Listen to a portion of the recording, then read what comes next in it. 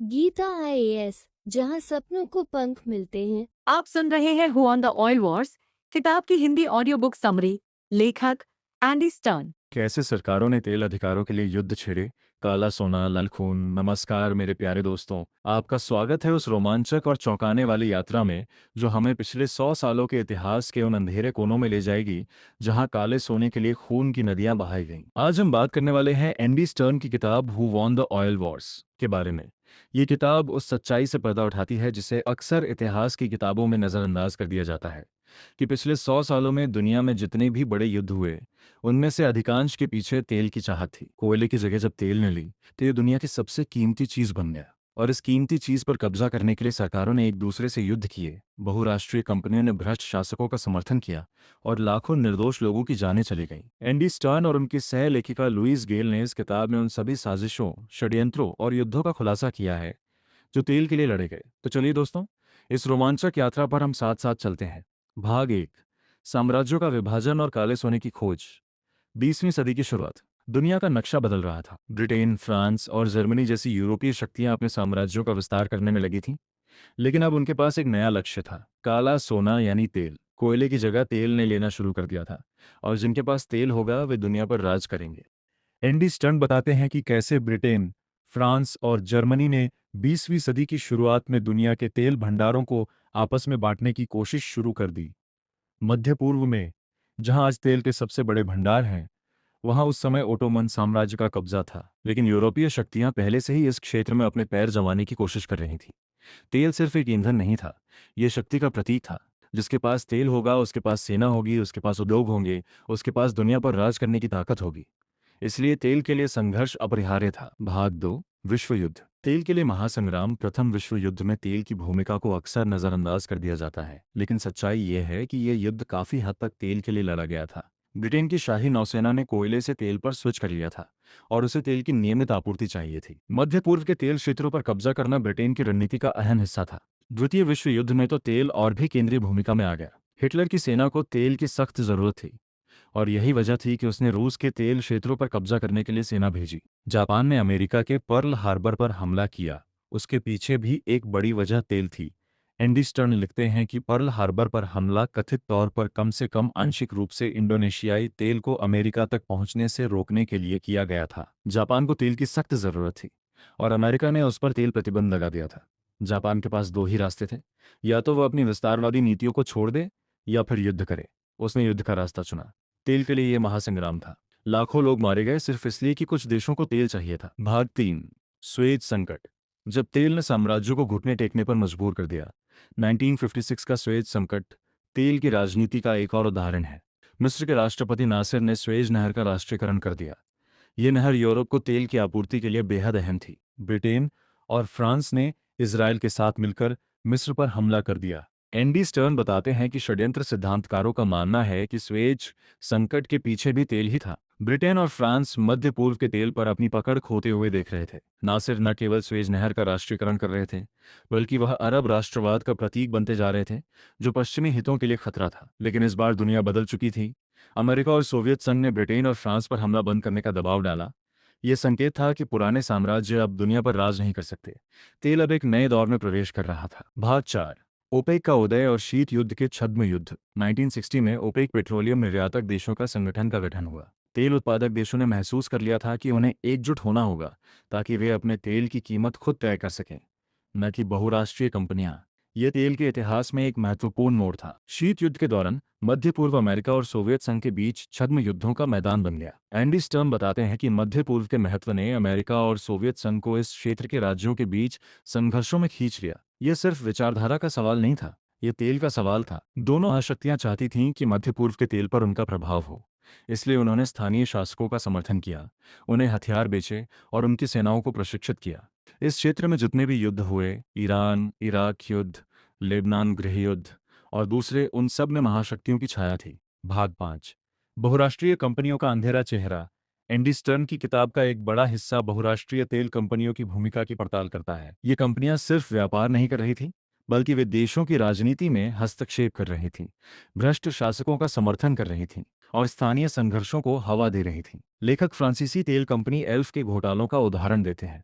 Elf पर आरोप है कि उसने अंगोला और कांगो के गृहयुद्धों में दोनों पक्षों को वित्तपोषित किया था। यह कंपनी एक तरफ सरकारों से तेल निकालने का अधिकार ले रही थी और दूसरी तरफ विद्रोहियों को हथियार दे रही थी ताकि युद्ध लंबा खिंचे और उसे अधिक से अधिक मुनाफा होता रहे। इसी तरह चाड में एक्सॉन मोबिल पर भी इसी तरह के आरोप हैं। इन कंपनियों ने सिर्फ पर्यावरण का ही विनाश नहीं किया, बल्कि स्थानीय समुदायों के बीच संघर्ष को भी बढ़ावा दिया। तेल की खोज ने जहां कुछ लोगों को अरबपति बना दिया, वहीं स्थानीय लोगों को उनकी जमीन से बेदखल कर दिया गया, उनके प्राकृतिक संसाधन लूट लिए गए और उनके बीच युद्ध करवाए गए। भाग 6। बियाफ्रा युद्ध। तेल के लिए अलगाव। नाइजीरिया का बियाफ्रा युद्ध 1967 से 1970 तेल के लिए लड़े गए युद्धों का एक दुखद उदाहरण है। बियाफ्रा क्षेत्र में नाइजीरिया के अधिकांश तेल भंडार थे। जब इग्बो लोगों ने अलग राज्य बियाफ्रा की घोषणा की तो नाइजीरियाई सरकार ने उन्हें कुचलने के लिए सेना भेज दी। एंडी स्टर्न बताते हैं कि षड्यंत्र सिद्धांतकारों का मानना है कि बियाफ्रा युद्ध के पीछे भी तेल कंपनियों का हाथ था।